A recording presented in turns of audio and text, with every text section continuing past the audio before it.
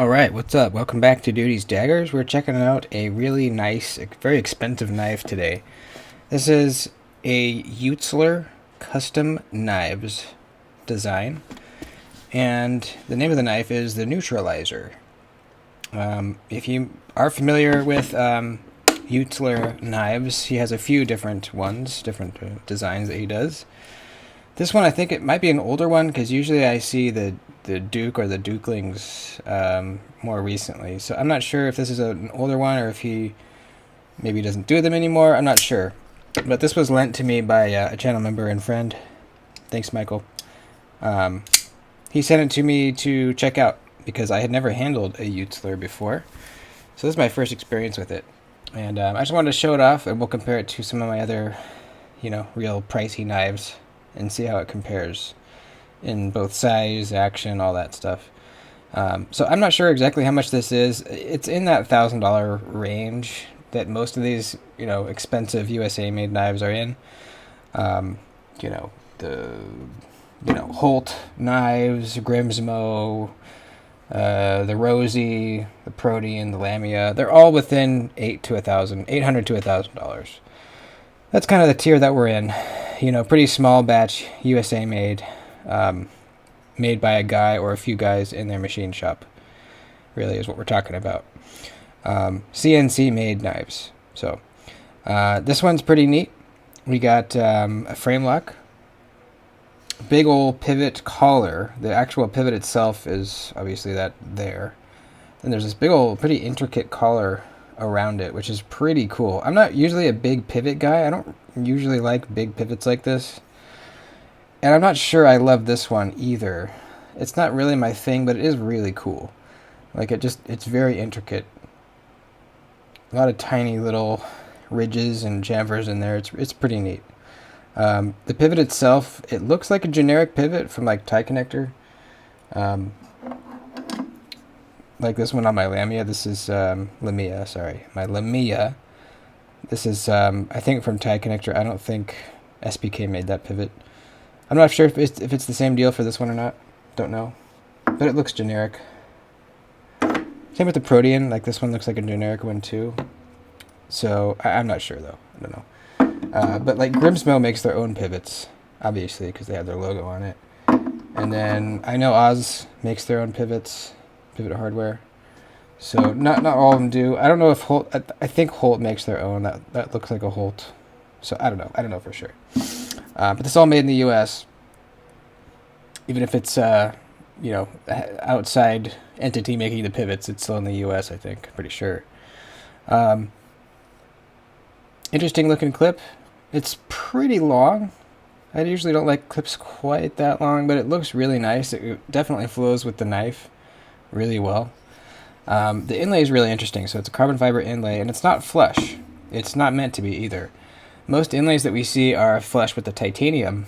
This one's set back a little bit, and I actually really dig it. It kind of gives more of a 3D look instead of just a flat surface. I really dig it. It's just set very, very slightly back from the surface of the titanium. I really, really like it.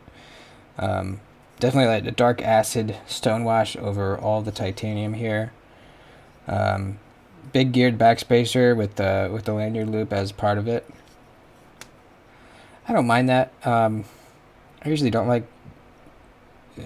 big pivot holes, or sorry, lanyard holes, just because I don't use lanyards very often. So if it were me, I would probably just prefer that to be just solid handle, just part of the titanium, but it doesn't bother me either, really. We have an inlay on the lock side too, smaller one.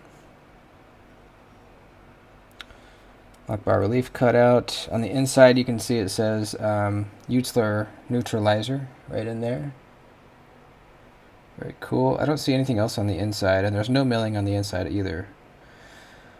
The blade's are really cool, sheep's foot, and I love the finish on this. It's like a high polished, light stone washing. It's kind of like, it's hard to explain. It's like a cloudy, mirrored finish. I'm not sure how to really describe it. I mean, you're looking at it. It's very cool. I really, really dig it. Sharpening choil, yeah, it's fine. Get a couple sharpens. I don't think you'll have a problem with that. It looks like it's a machined bevel, because I think I can see some kind of milling lines in that plunge grind. And it's interesting, it's not a straight plunge grind either, it curves. So I'm not sure if that was machined in or not. I don't know. See, most plunge grinds, that one's a little curved, but it's not a full flat grind. I think it's a little curved on the rosy. And then let's see. That's not applicable. Protean, yeah. Really cool. And you can see kind of where it ends way up here. Nice big swedge. I love that swedge. Looks awesome. Really dig the blade shape. Sheep's foot with some slight belly going on. It's really sick. So the deployments are a flipper tab and the hole. Pretty small flipper tab. And I don't love it. It's a little pokey. It fires great. And it's very smooth. But this is a little pokey. There's not much surface area for you to get your finger on. You can't put it way up here. The only part you can get on is because there's this ridge here, the titanium.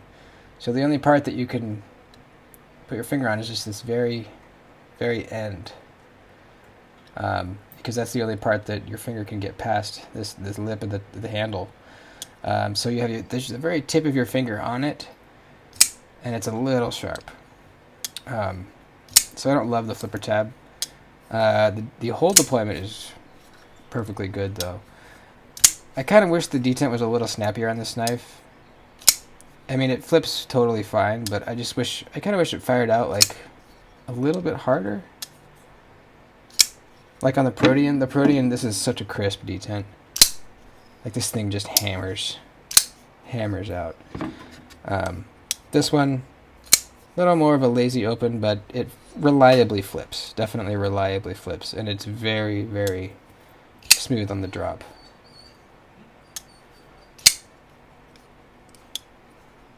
Super smooth. I would say just as smooth as my Holt.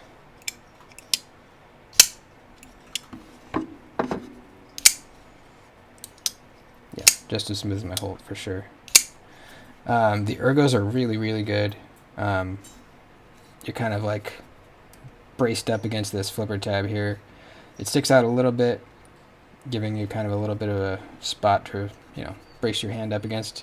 You can choke up on this kind of flat spot on the flipper tab if you want to. It's not the most comfortable choke up, but like if you were cutting cardboard and it kept getting snagged in the sharpening choil, you could put your finger right here easy to kind of block it off.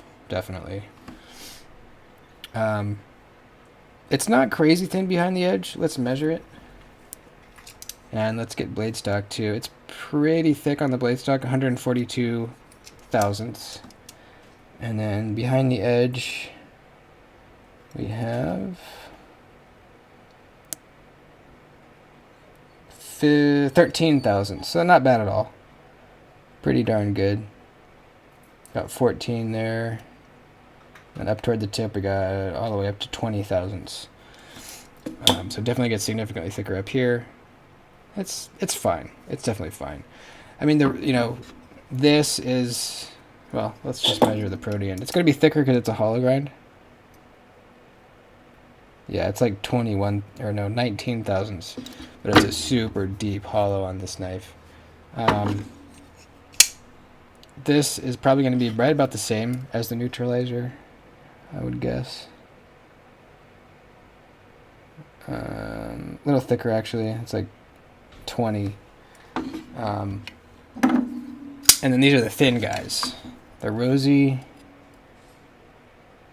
is 14. The Lamia is very thin. That's like 9 thousandths. And then the Rask is the thinnest of them all. It's crazy how thin this thing is behind the edge. It's like 4 to 5 thousandths. This thing is insanely thin behind the edge. So yeah, this is on the thicker end of measurements behind the edge as far as these knives that we have out right here. I love the size. Very smooth. Wish the detent was a little crispier, a little stronger. You could probably mess with that by bending in the lock bar. It looks to be sort of a nub detent in there. I don't think it's a ball. It looks like a nub to me. Yeah, looks like a nub. Yeah, it's definitely cool. I really dig the look of the knife. Really dig it. It looks very cool. Love the finish on the blade. It's pretty light too. Should we weigh it?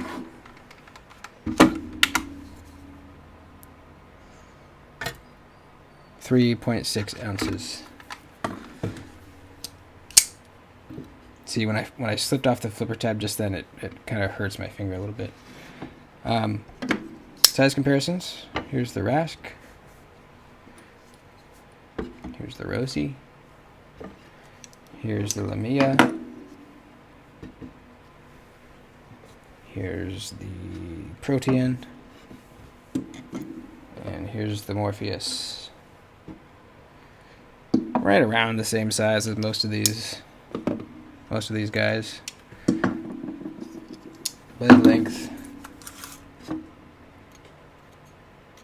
We'll measure from about here. 3.5 from right there. If you go to this point, 3 3/8. Handle 4.5-ish. Overall, 7 7/8, almost 8 inches. So pretty cool. Would I buy one? I don't think so, and I think mostly because of this flipper tab. Honestly, man, if you're like accidentally putting pressure on the lock bar and it locks you out, and you just wrench your finger against this kind of sharp edge, it just doesn't feel good. And I think that's the only reason. Aside from that, I really dig it. I think I could bend that lock bar in a little bit and get this thing real nice and snappy.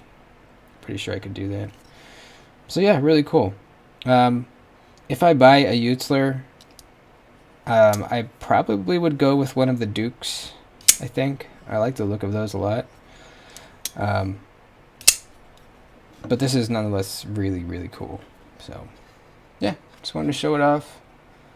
There it is, the Neutralizer. Thanks for watching. Like the video before you head out. That helps me. And we'll see you next time.